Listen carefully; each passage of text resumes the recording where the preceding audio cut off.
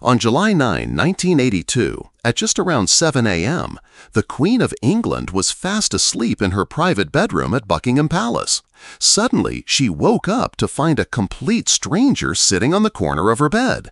He was barefoot, unshaven, and wearing only a sweatshirt and jeans. The incredible part is this wasn't even his first time breaking into Buckingham Palace. He had already broken in a month earlier, wandered the halls for half hours, and simply walked out undetected. What was his intention? How did he get in here? Why no one stopping him? And what had happened when the Queen saw him in her bedroom? Today, we're going to dive deep into this bizarre incident. First, let's find out about the man who created one of Britain's biggest security scandals.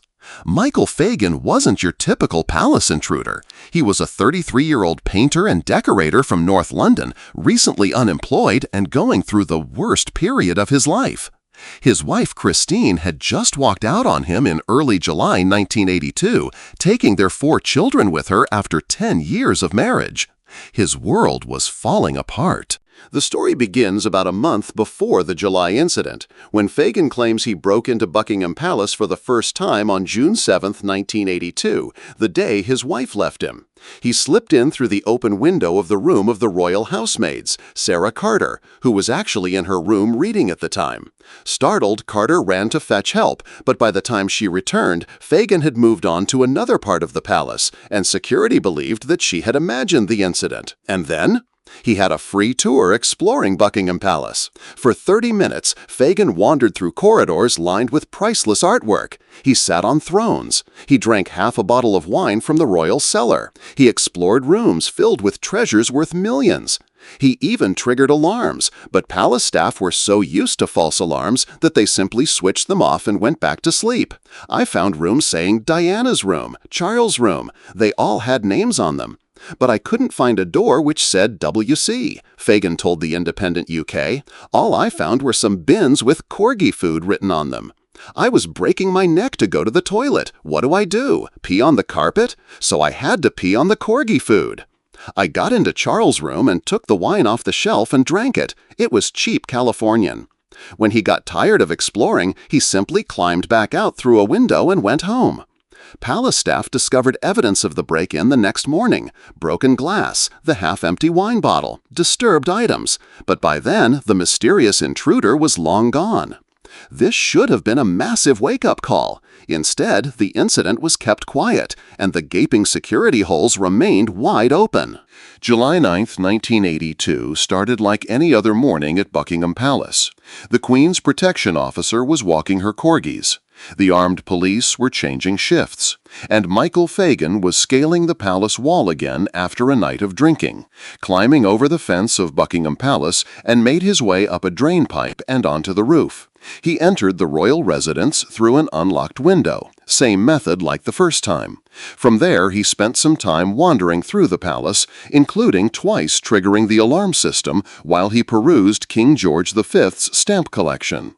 Evidently assuming the alerts were a glitch, the police on watch turned the alarms back off. Ultimately, Fagan made his way into the residential wing of the palace and, apparently unwittingly, to the bedroom of none other than the Queen. Queen Elizabeth woke to find Fagan sitting on the corner of her bed.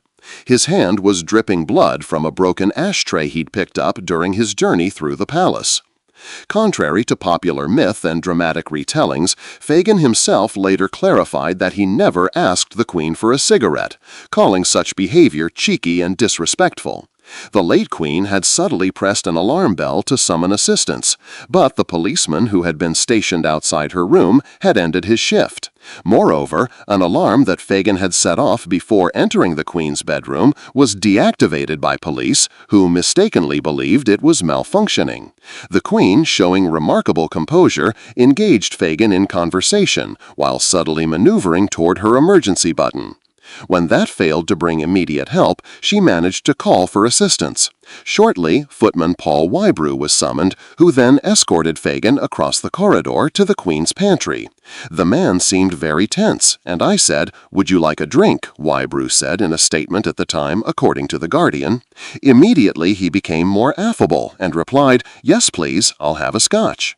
Fagan was arrested shortly thereafter. The investigation that followed revealed failures so absurd they seemed like comedy, except they weren't funny at all. Alarm systems were turned off twice when they detected Fagan's movements because officers assumed they were malfunctioning. One officer actually saw Fagan climbing the railings and passed along the message, but no action was taken. Most shocking of all, when the Queen pressed her panic button, her last line of defense, she got no response at all. The failures were so severe that the investigation resulted in one security officer being suspended and 2 others removed from duty entirely. Palace staff had such casual attitudes toward security that unlocked windows were routine, and intruder alarms were treated as nuisances rather than genuine warnings. The press had a field day. Parliament demanded answers. The public was outraged that their monarch's safety had been so carelessly handled. In the Netflix series The Crown, the show portrays Fagan as a man driven by political frustration with Margaret Thatcher's policies, seeking an audience with the Queen to voice the struggles of ordinary British citizens. It's compelling television, a working-class hero demanding to be heard by the monarchy. But the real story? Well, his explanation has changed over the years. While on trial in 1982, Fagan said, via NYT, "Well, the security was so bad it was lax. I wanted to show as an example that I could get in. I got into the palace. I wanted to show the Queen isn't safe in that position." In the 1993 BBC interview, he said, "The Queen, to me, represented all that was keeping me down. I just wanted her to know what it was like to be an ordinary chap trying to make ends meet." This interview is most in line with what we see on The Crown. In the Independent interview in 2012, Fagan said, "I don't know why I did it. Something just got into my head." He added, "I went back because I thought, that's naughty that I can walk round there." He also said he was being affected after taking psychedelic mushrooms 5 months prior. "I forgot you're only supposed to take a little handful. 2 years later, I was still coming down. I was high on mushrooms for a long time." The Fagan break-in triggered the most comprehensive security overhaul in palace history. Within weeks, security was completely restructured, with new personnel, updated technology, and revised protocols that remain classified to this day. As for Michael Fagan, he wasn't charged with trespassing. Bizarrely, it wasn't a criminal offense to trespass on palace grounds at the time. He was eventually charged with stealing wine from his first break-in, but the case was dropped when he was admitted to a psychiatric hospital.